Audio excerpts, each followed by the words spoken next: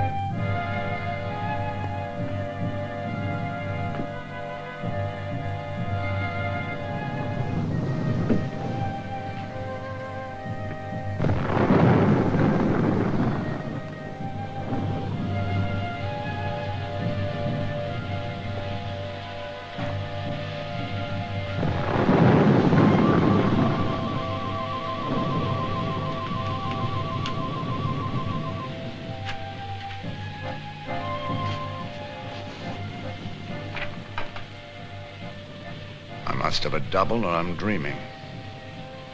I've never written a book on burns. M. Cornforth.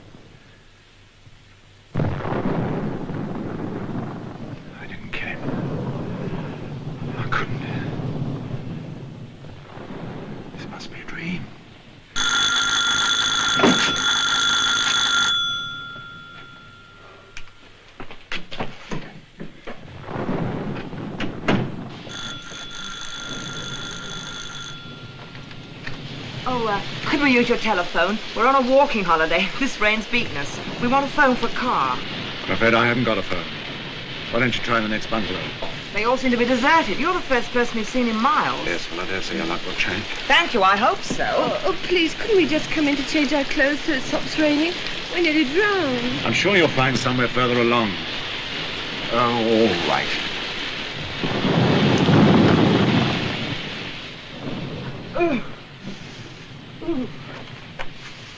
I don't want to be disagreeable, but the fact is I only got here last night and the place is upside down.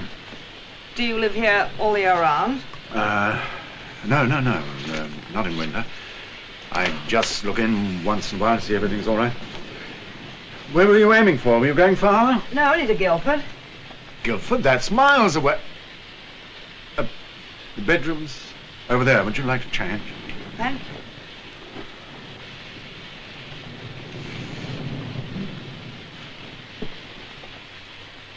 I'll make some tea. I expect you could do with a cup. Well, I'll say we could. Thank you. But please let me help. No. It's all right. I can manage. Well, it's very kind of you.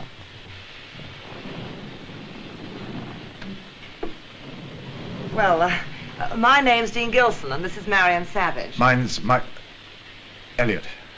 Peter Elliot. Well, come on, Marion.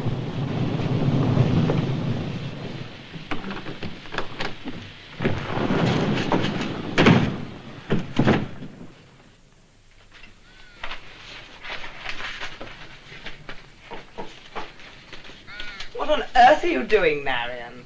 Look, British Birds by M. Cornforth. I thought he said his name was Elliot. Made something to eat. Thought you might be hungry. Oh, no, you shouldn't.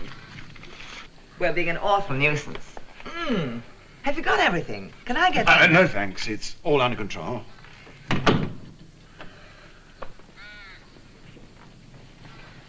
What's the nearest village? We've booked rooms at Guildford, and we simply must get there.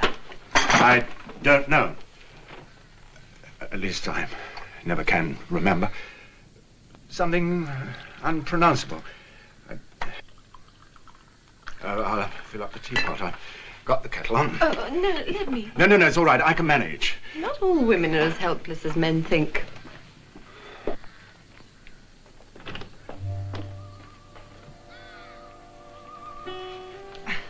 Marion's a market researcher, a sort of Gallup poll. Her job is to travel around asking people why they use soapy soap flakes, and if not, why not. She'll be looking to see if your sink's full of dirty dishes. Well, what would that show? That you don't use the right kind of soap flakes. Right?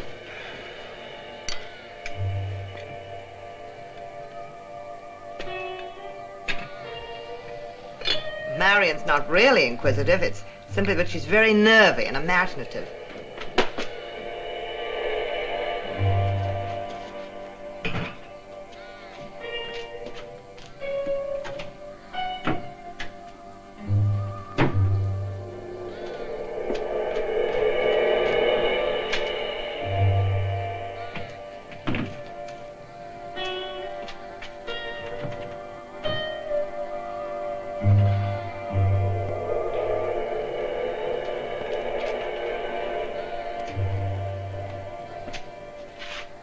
Always expecting to find bodies under the bed, bloodstains in the floorboard, and skeletons in the cupboard.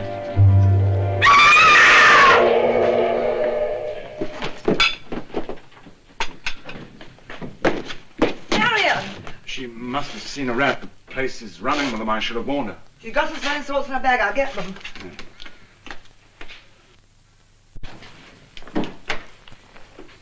Let's see if there's any brandy.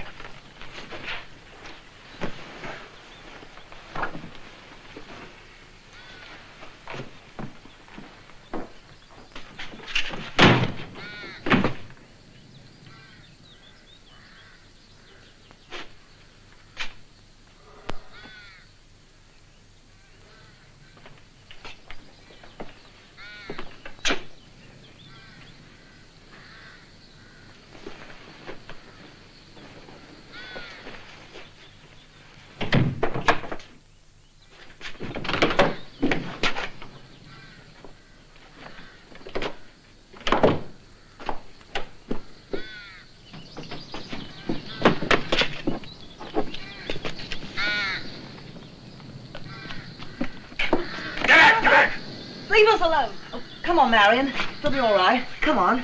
Hurry.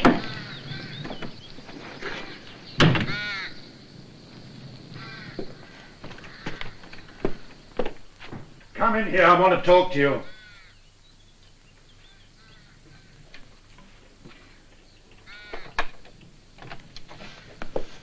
Well, Mr. M. Cornforth, what's the M for? Murderer?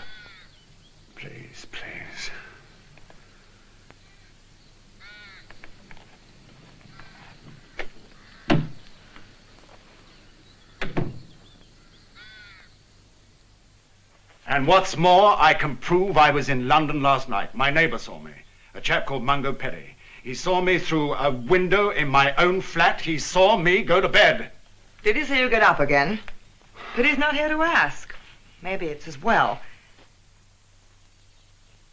You shot that man, didn't you? I don't know. I don't know.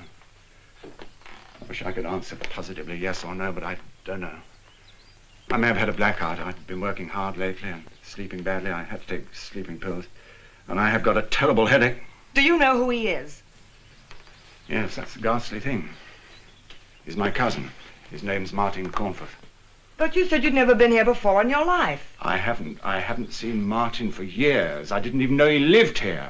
I do remember that he was interested in birds, but I didn't know he wrote about them. Well, where's the rest of the family? Only Martin and I left. Well, what does he do? His work, apart from studying birds. He doesn't do anything. He's got money. His father left him a fortune. Doesn't appear to have spent much of it. So he left a fortune, and you're his next of kin. I may be. But he wouldn't leave it to me. Why should he? He'd leave it to a home for old birds or something. Perhaps he didn't make a will, in which case the money's yours. Did he make a will? I don't know. I tell you, I haven't seen it for years. Don't move. You must believe me. What are you staring at? Your wrists. They look as if... When you woke, were you tied up? No. Are they sore? It's all over. My neck, my back, my knees, my ankles. I suppose I could have tied myself, huh? Well, how did you get here? Hop? But if someone brought me here, why? So the police would think what I thought, that you killed your cousin. We'd better get out of here. I've given you my address. Don't lose it. And get in touch with me. So.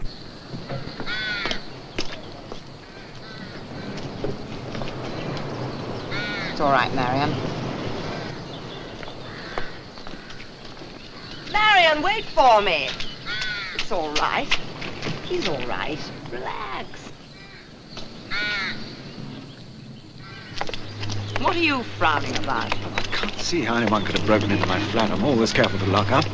And if anyone had broken in, I'd have heard. Well, you take sleeping pills. I even saw making the slightest sound.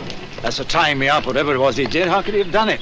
Well, not without experience, perhaps. But you don't know how much experience he's had. Maybe a great deal. Off the road!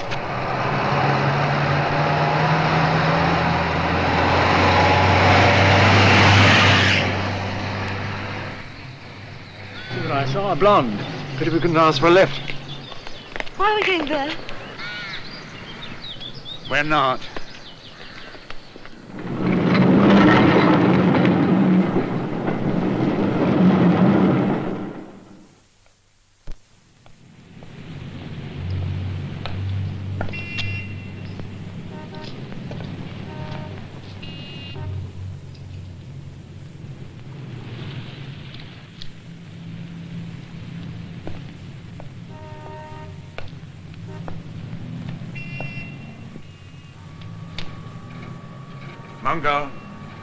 Mungo Petty.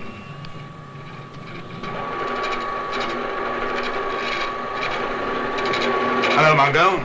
The door was open, so I came straight up. Yeah, you're just in time for some coffee. Good. Or was it the smell of it that brought you over? Can't smell. I've started up a lousy cold. Get your feet wet last night? How's the antique trade? Genuine 17th century. I doubt it. Is there anything you can't make? Why do you do it? Money or the hell of it? It amuses me. You can't fool people all the time? No. Never mind, it'll make a change to sew mailbags. Do you know, I've got an idea some so-called friend was playing a practical joke on me. If you will have friends calling on you at 1:45 in the morning. What time? Who was it? You should know. You let him in. You saw me?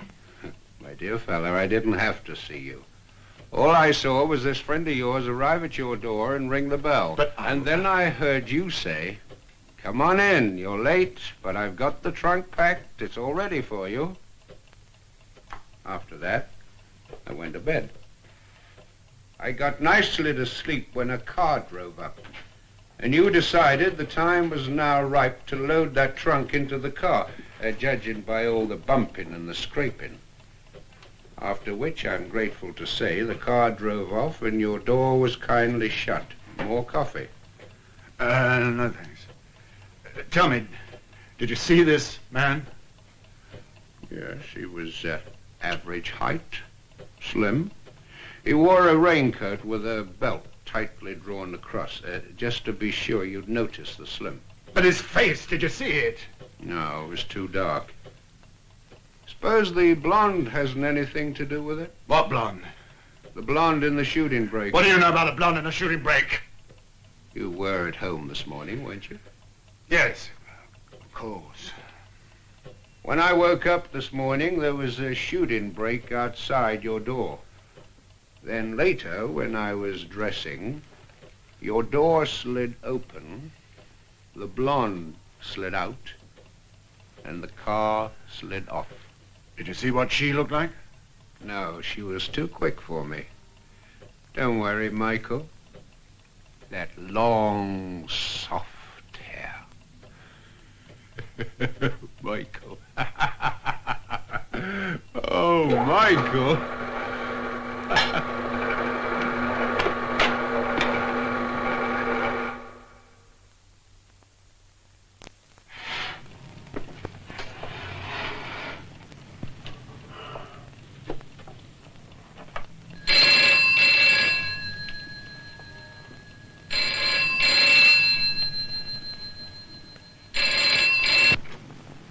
Hello? Hello?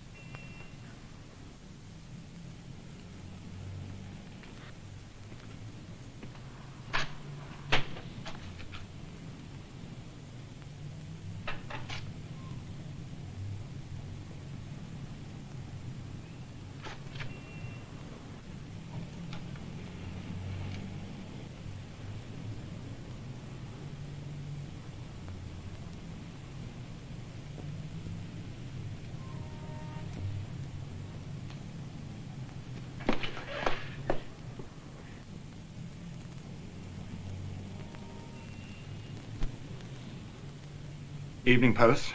Yep. Is Mr. Bill Dodd in here? Bill, it's Mike. Well, Mike. Bill, I'm in serious trouble. Huh? If you can use a scoop, I think I've got one. I can't talk on the phone now. Can you come round right away? Well, what is it? Listen, I'm a crime reporter, not a... This is a murder. Whose murder?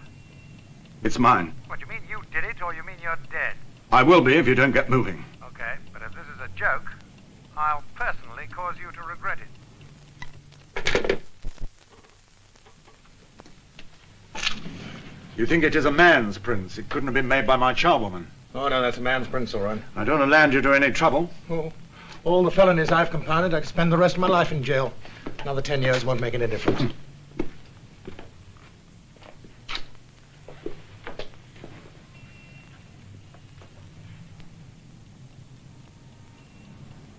But why, Bill? Why? Well, it's a 64,000 question.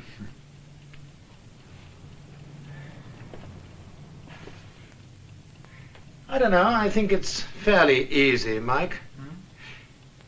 You see, after they deliver you at the cottage, they bring the trunk back here. Then the blonde drives back to Shinglesfand to make sure that you've called the cops. Now, she sees no cops, no nothing. So you gas yourself instead. Murder first, suicide second. Mystery solved, case closed. These are the pills you were talking about? Yes, I thought of getting them analyzed. Yes, I should do that. Look, I'll drop them in at the local chemist. You can pick them up later on. Meanwhile, I'll get a print of those dabs there and check down at the yard. The yard? Scotland Yard. The guy in charge of records there is a great old buddy of mine. Yes, but Bill, you... Don't panic. I can spin a yarn with anyone. Sometimes I even believe it myself.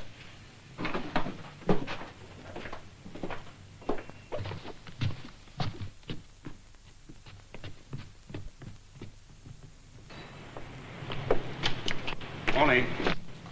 Uncle Petty. Yes. Say he's the finest restorer of antiques in the business. They also say that he can fake a Chippendale so that even Chippendale wouldn't know. Can you get his dabs? Dabs? Fingerprints. Yeah. Yes, I could try. But he's harmless enough. No man's harmless who lives by fraud, Michael. But how could my cousin Martin know Mungo Petty? Oh, it's just an idea. But there's got to be someone who knows you pretty well. Routine. Layout of your flat. And your voice well enough to imitate it. You count your friends, Michael. You've got one too many, you know.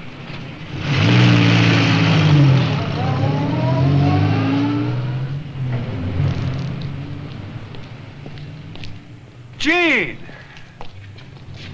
Hello. I thought you were in Guildford with what's her name, Marion. Well, I was, but I had to see you.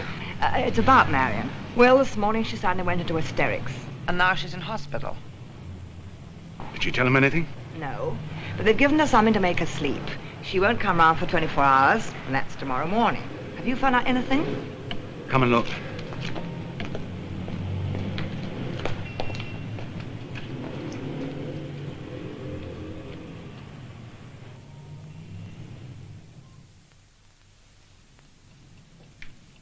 I told you it was dangerous to play detective. I can't stop now.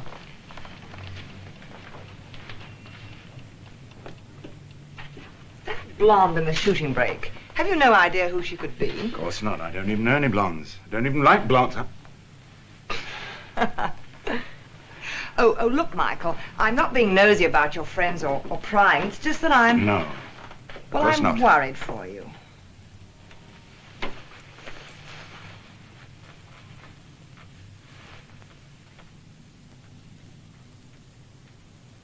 I'm not sorry, you know. Nor am I.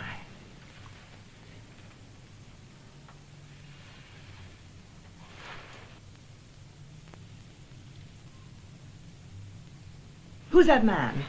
That's Mungo Petty. What an odd name. I don't like the look of him. Probably my charm.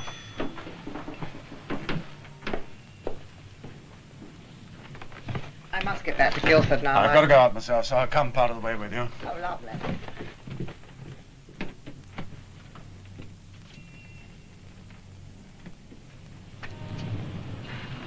Mrs. Dodge. Good morning, sir. I'm going out for a while, Mrs. Dodge. I'll leave you the spare key. Just leave it on the table as usual. Slam the door when you go. Yes, sir. Thank you, sir.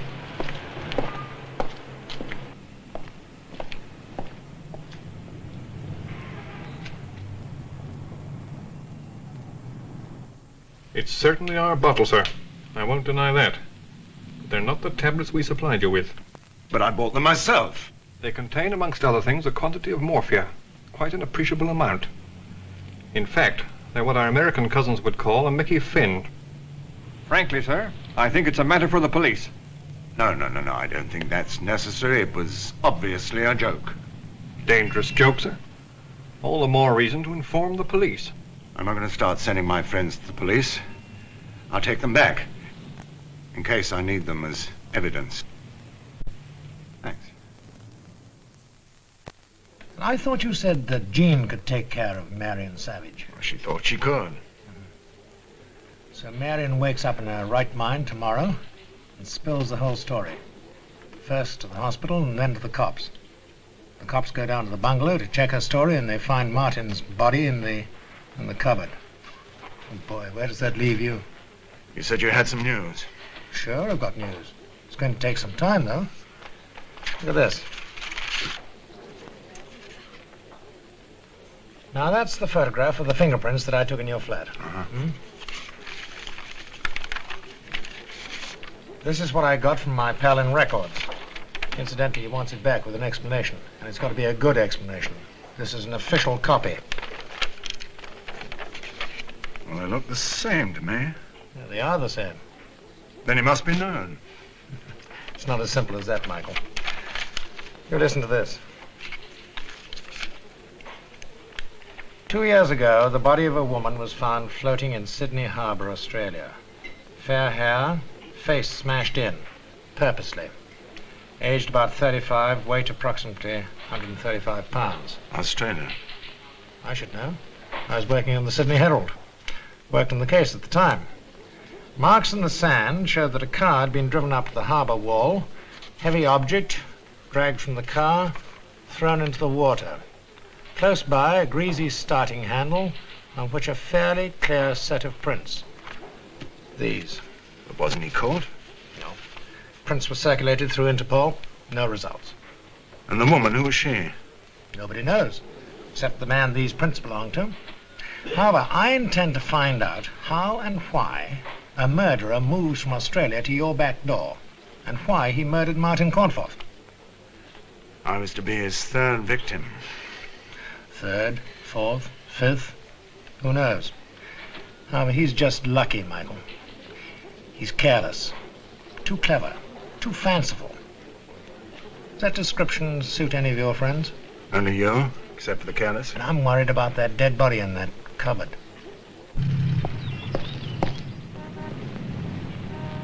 No need to be alarmed, miss.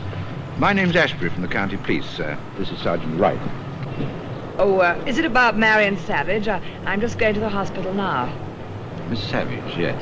Now, young lady, I understand you had a rather unpleasant experience last Sunday. I'm a little surprised that you didn't think of reporting it. Well, there wasn't anything to report.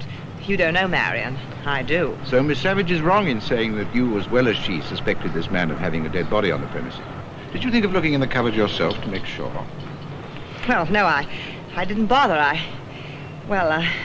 You see, if I looked in every cupboard that Marion thought she saw a dead body in, I'd live in a cupboard. Besides, I was too busy looking after her. She'd fainted. Yes. What about the gun? Gun? What gun? Well, I don't think there's any need to trouble you anymore, Miss Gilson. You'll be around if we want you, I expect. Yes, I'm here for a week. Oh, this chap, his name was Elliot?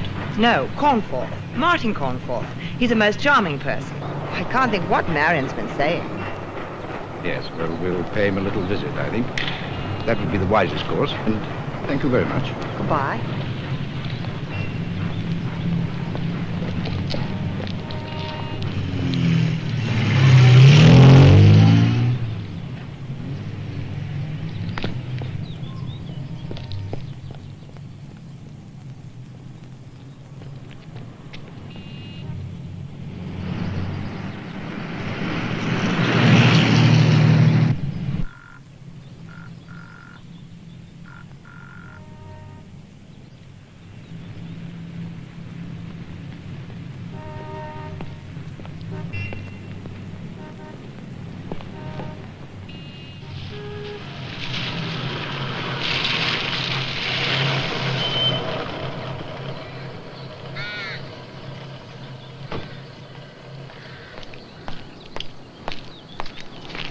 He's at home, thank goodness.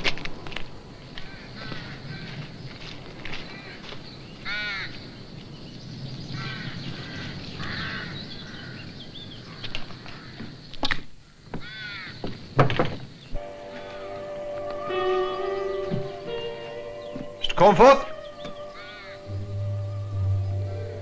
Hello, anybody at home? Tell Marshal to give us a toot if he sees anyone coming. Right, sir.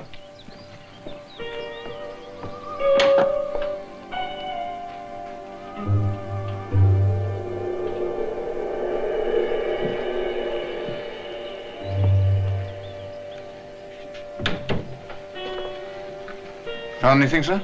Not yet.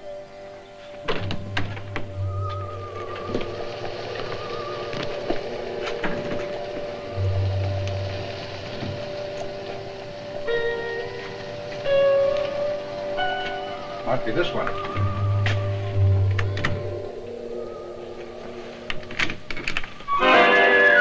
What the? Gave me quite a turn for the moment. No wonder that girl took fright. Well, that solves the mystery of the corpse in the cupboard. Look sharp.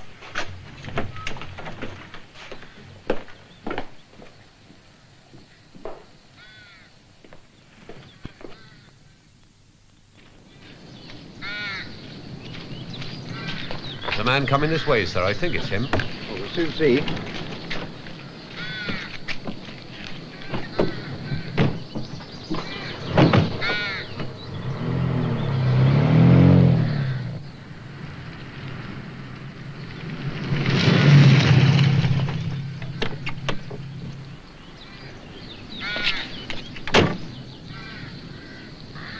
Doesn't look all there, if you ask me. Excuse me, sir. Mr. Cornforth? Yes. I understand you had a bit of trouble Sunday. A trouble? Yes, didn't you have two young ladies call on you? Two young ladies. Oh, yes, yes. You mean the young woman who was frightened by my mop and gun? Rather hysterical, I thought. It was that gun. She mentioned a pistol. A pistol? No, this is a 12 bore. Ah, yes, I see. Yes, well, I don't think we need trouble you anymore, Mr. Cornforth. Glad to have seen you. Goodbye.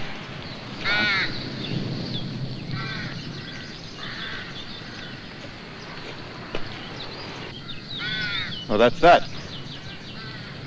I've lived with trouble so long I can smell it. Sebastopol Road, I want to see that girl again.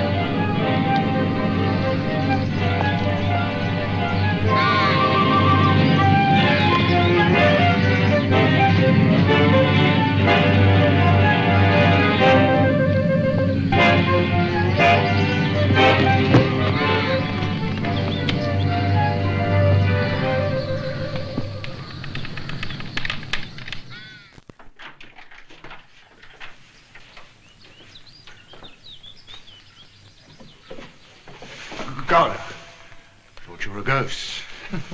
Well, I'm not. How'd you get on? Did they show up? Yeah, and they swallowed it. Good. Give me a hand, will you? There are some kegs over there. Mm-hmm. Bring them here. Yeah.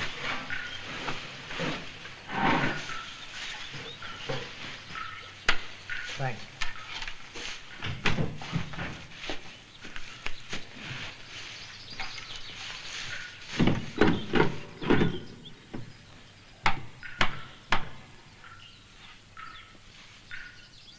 Well, he's behind that lot.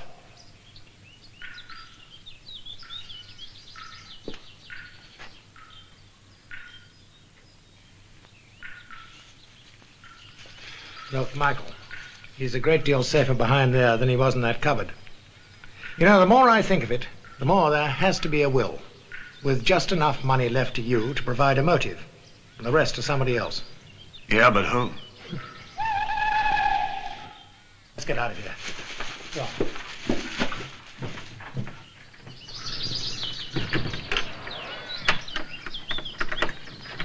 Well, what's the next move?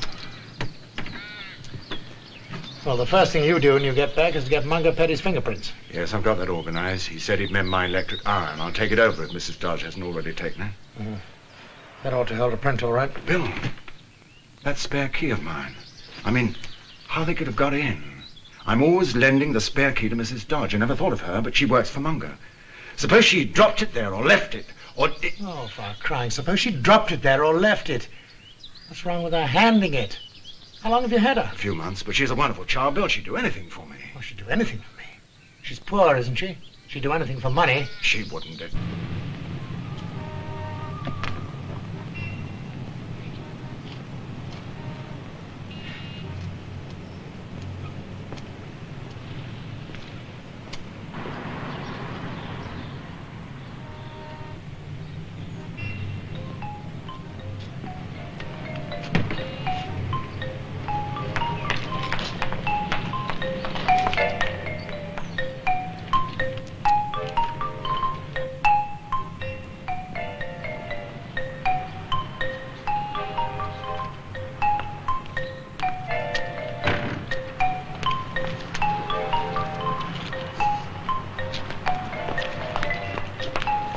Mrs. Dodge?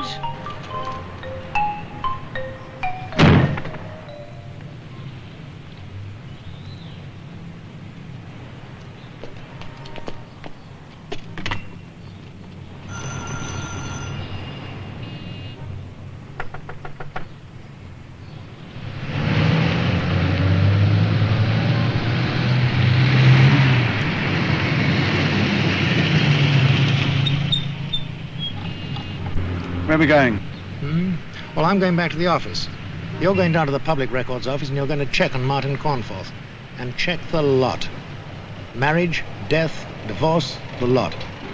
Remember, your life can hang on this. I'm sorry about that. Can depend on this. Light.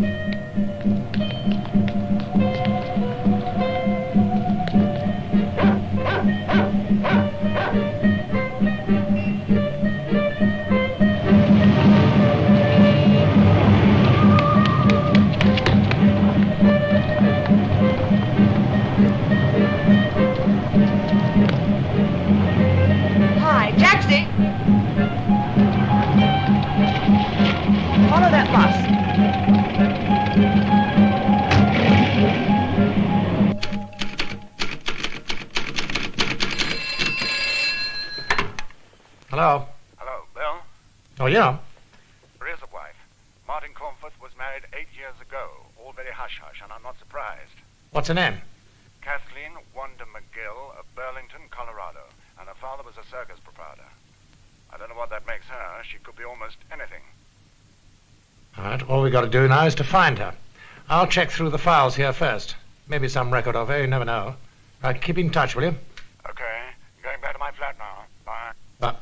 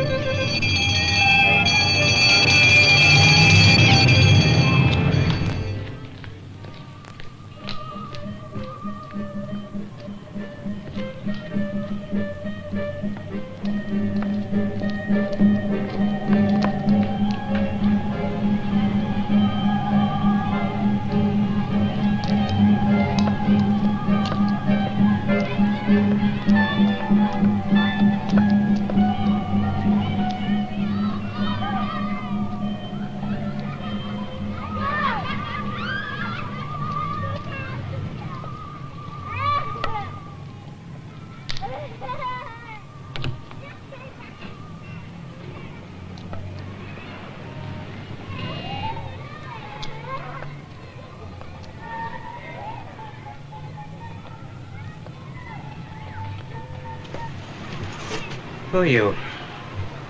I'm a friend of Mr. Cornforth. Michael's? Yes.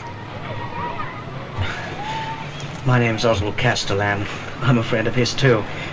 As a matter of fact, he got me this room here with Mrs. Dodge. It's not exactly West End, but it's cheap. Where is Michael? I must see him. It's urgent.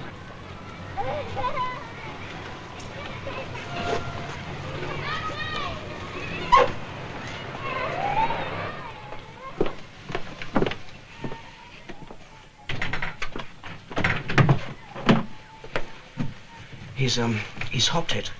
He got into a panic last night and decided to lie low for a few days, to see what happened. He asked me to come along to collect a few things for him, clothes, money, things like that. Mrs. Dodge got them for me. Less conspicuous that way, I thought. Then she knows. I had to tell her, but she's promised not to breathe a word. She's a funny old thing. She absolutely adores Michael.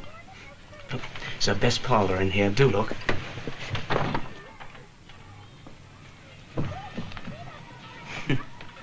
Priceless, isn't it? Yes, I expect it is to her. Yes. Oh, yes.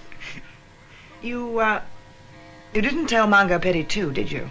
Oh, Lord, no. I just pretended I dropped in for a visit. And what was more natural than that Mrs. Dodge should ask me to carry a parcel of laundry home for her? Now, what ruined everything was you. Me? Why? Well, I didn't want to leave until you'd gone. In the end, I simply had to. Your behavior was very suspicious. Yes, I suppose it was, really. Well, if you'll excuse me, I ought to be getting along to see Michael. Don't want to be late or he might start worrying. Could I come with you? I must see him. It's very important. Well, yes, I suppose so. Yes, all right, why not? Might help to cheer him up. I'll just collect a couple of things and I'll be ready.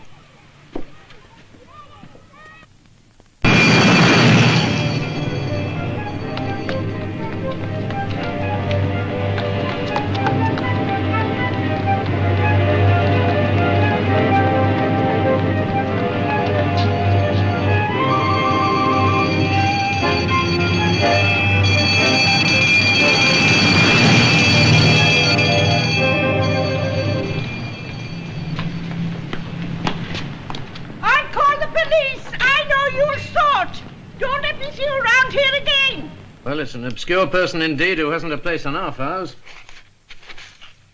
Yeah.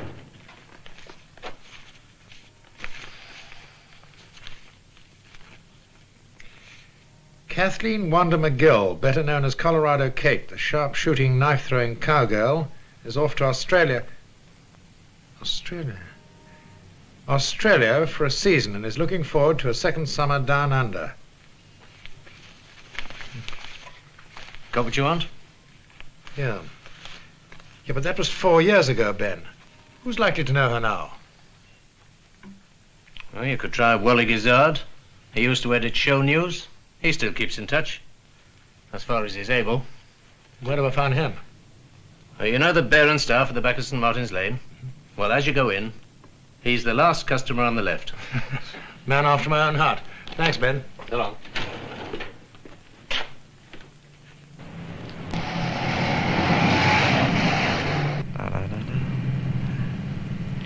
Nearly there. Where are we? Wantrip. He's staying on a houseboat I own with a friend of mine. Male or female? You're fond of Michael, aren't you?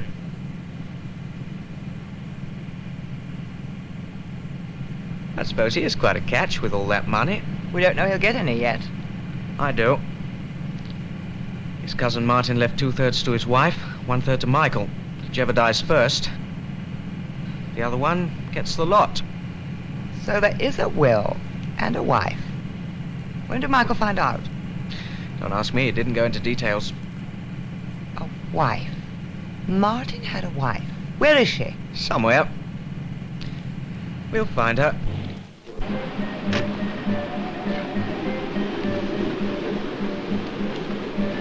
Here we are. Well, on that barge. We're better. Come on.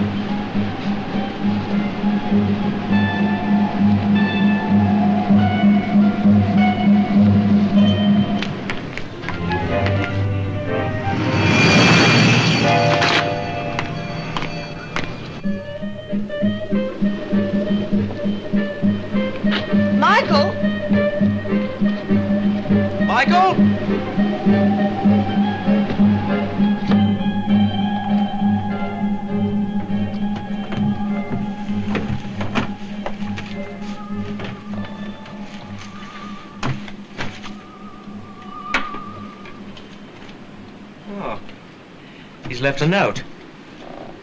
Prostrate with boredom. Gone into Chertsey to see a film. Back about 7, Michael. Idiot. Oh, well, I suppose he's safe enough in Chertsey. I expect you'd like to wash and tidy up, wouldn't you? Oh, thank you. Bathroom's through there. It's the second door on the right.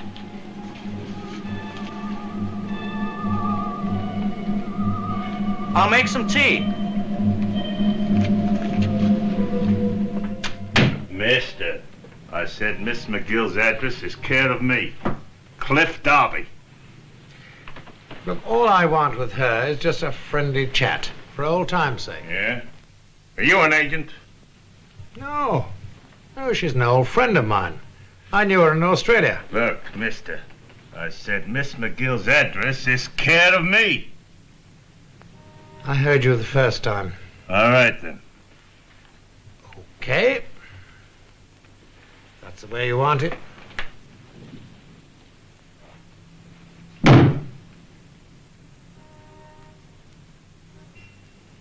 So long.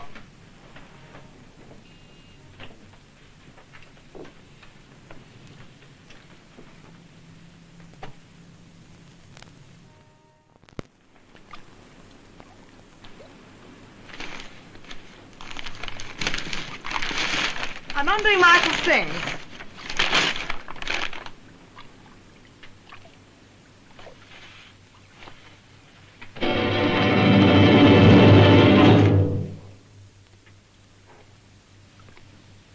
Dodge.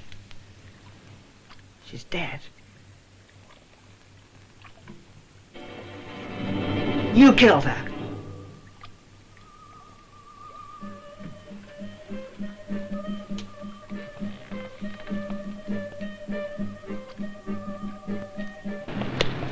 Taxi!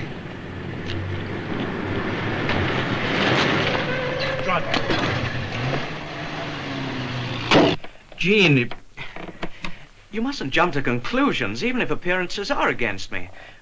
I can explain what's happened. Well, part of what's happened anyway. All you've done so far is lie. No, not really. Listen, you were hanging about outside Michael's flat, weren't you? Did you see Mrs. Dodge take an electric iron into Mungo Petty's flat? Yes, I did. Very well. That electric iron killed Mungo Petty. Killed Mungo Petty? But what happened to Mrs. Dodge? Mrs. Dodge. There never was a Mrs. Dodge. It was somebody masquerading as a char. Somebody who was watching every move Michael made. Someone else? You mean that Mrs. Martin Cornforth disguised herself and created the part of Mrs. Dodge, but then why should she try and kill Mungo Petty? I understand her wanting to kill Michael so she could get all the money. Because Mungo Petty found out that Mrs. Dodge wasn't Mrs. Dodge. Well, then why didn't you realize that, living in the same house?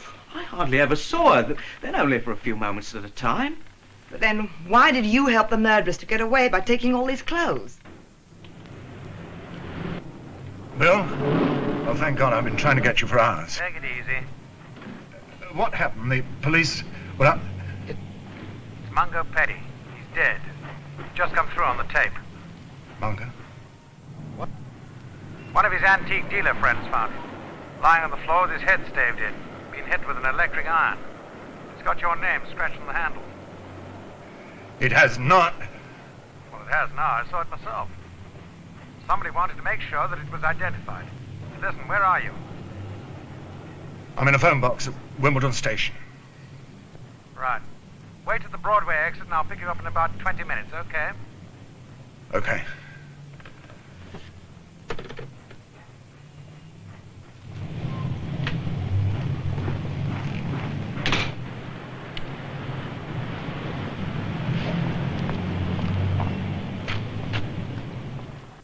How do you know, anyway?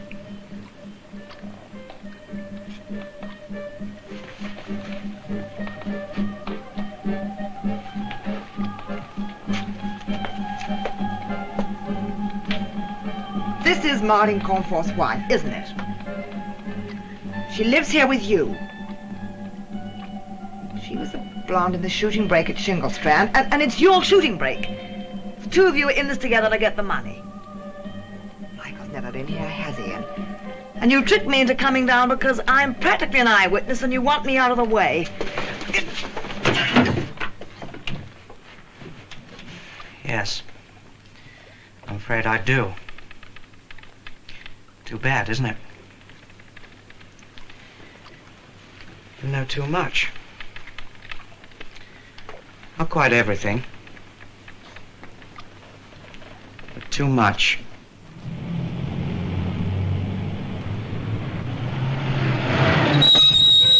Hop in.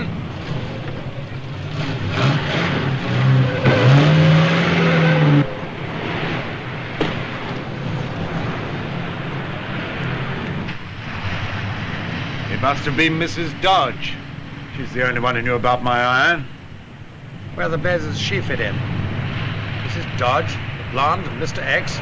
3 of them, practically an army. Where are we going? Wantreth. The palace, Wantreth. Want to catch an act there. Certain Colorado Kate. Who's she? Martin Cornforth's wife, I think. A green Lancia, license number HDL 413.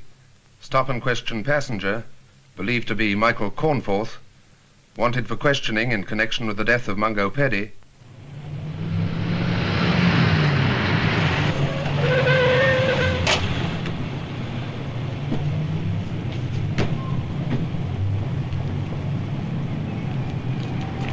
Well, this is it. Come on. Good evening, ladies and gentlemen. It's nice to think we've got some of you away from the television just for one evening. Mind you, I've got nothing against television. You say the vaudeville's dying. You ask me, it's dead. That's what I think about it. Just medium. She's You know, on next. what I really like about television is the big races. Don't you get excited when you see those horses come thundering down the straight? And it seems to bring them right off the screen, right into your room. After the race is over, I usually go around with a dustbin and a brush. But you know, tonight I have a very, very pleasant duty. I should say a pleasure, really. I'm introducing an old favorite of yours, whom we haven't seen for quite some time. Direct from her triumphant tour of Australia, that queen of the spinning ropes, Colorado Kate. Blonde.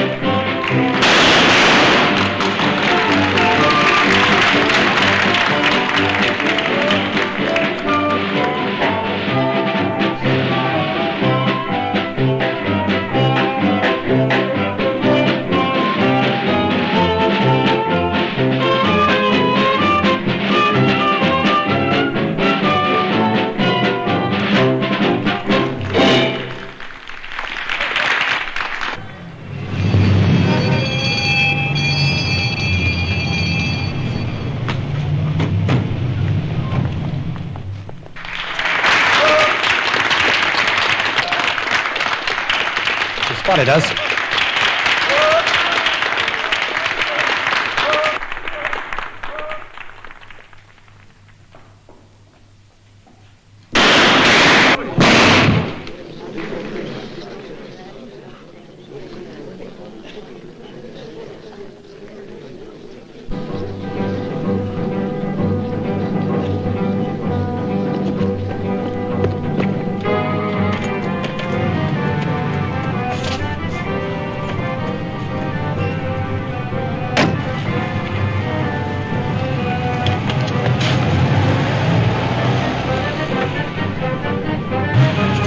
We'll get her now. Hang on.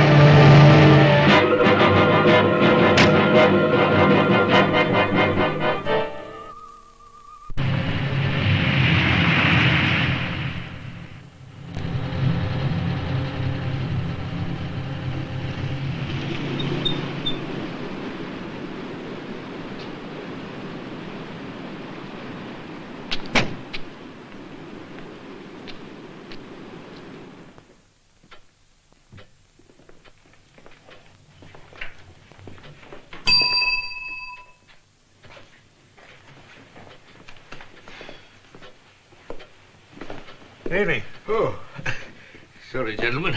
Must have dozed off. Another couple of whiskies, please. Can do. One for yourself. Thank you, sir. No mind if I do.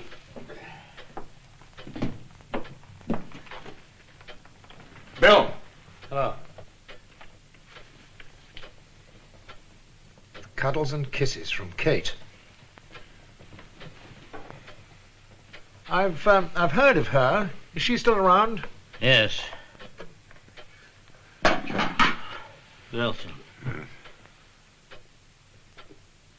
She's got a houseboat up by the island, the old Yolanda. Kate's moored her there for years. That's how I came to know her. Mm-hmm. And tell me she does a lot of... She didn't always drink. She was a wonderful girl, Kate was. In the old days, when she first came to live here. What was it, man trouble? I'll say. Didn't she marry a bird watcher or something? A very quiet, retiring sort of chap? Quiet, sir. Some didn't think he could talk. That was the trouble. Lively girl like Kate she could have had. I'd have given my soul. No. She'd go and marry this Cornforth. He went to live with her on the Yolanda. Walked out on her after a while. Didn't blame her, mind. Blamed himself, and rightly so. Didn't she go to Australia after he left her? Yes. Came back a couple of months ago. Not that I've seen her myself. She keeps out the way of her old friends. She got a young chap living with her up there. They say he came back from Australia with her. Hmm. Well, thank you very much. We'd better get moving. Yeah. Good night. Good night. Good night, gentlemen. The Yolanda? Yeah.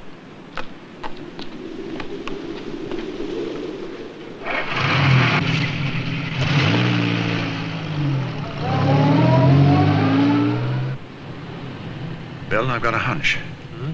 Kate avoids people who know her well, like Bill Potter. It could be because she's gone downhill. But supposing this woman isn't Kate at all. Well, then where's Kate? In Sydney Harbour. That woman who was murdered in Sydney. All the imposter has to do is to establish herself as Kate, which is now done, collect Martin's cash, and wham, she's off.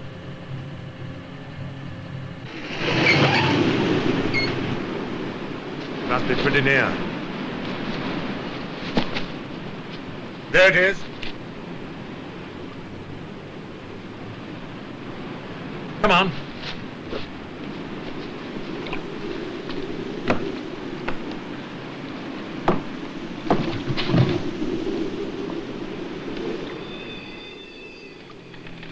Help! Help! Don't get excited. They're not coming here. They're after your friend Michael. Michael? Why? For murdering Mungo Petty. You did it. Oswald Castellan told me. I shall tell the police everything. I know who you are. You're Mrs. Martin Cornforth. I know the blonde in the shooting break. And you play the part of Mrs. Dodge. I don't think you'll be here to tell anyone anything. Oswald will see to that.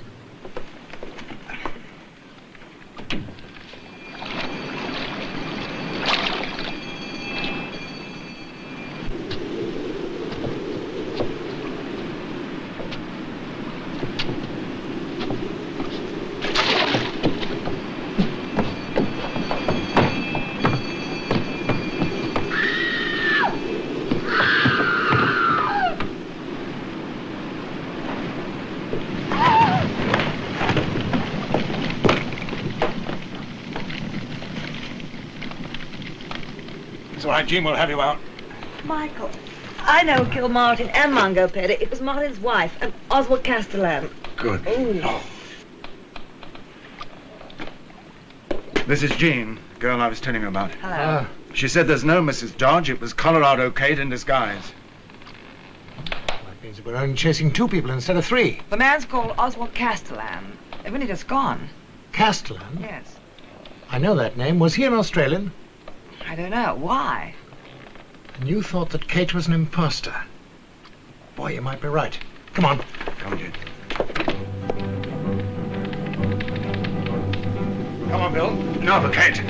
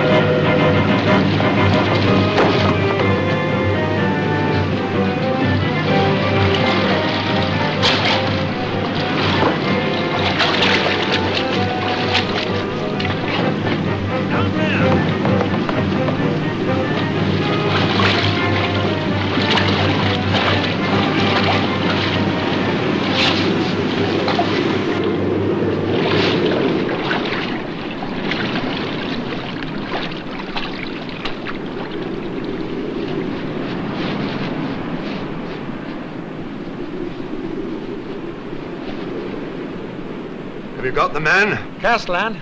Yeah, we got him. Look, Mike Cornforth had nothing to do with any of the murders. He was framed by Castellan all along. It was Castellan who murdered Martin Cornforth down at Shingle Strand for the wife's money. He killed Mungo Petty because he found out too much. And years ago in Sydney, he murdered Martin Cornforth's wife, Colorado Kate. But this woman is Colorado Kate. She's not. She's an imposter. Oswald Castellan, alias Mrs. Dodge, alias Colorado Kate. 3 people in one. Oswald Castellan. The great Castellan. I knew the answer the moment I heard his name. Saw his act in Australia. He topped the bill there for 2 years. Knife thrower, juggler, female impersonator. Good Lord. One thing I'd like to know, why did you have to kill Colorado Kate? She wouldn't cooperate. I found out she had a husband we could shake down for a fortune. She wouldn't lift a finger to help. No, not her. Sentimental ham. So I decided to kill her and collect the money for myself by impersonating her and removing Martin Cornforth. Michael here was to be the fall guy. Clever idea, wasn't it? To put you in that trunk and take you down to Shingle Strand. If those wretched girls hadn't turned up, you'd have hanged. You dirty murdering swine! You take him away.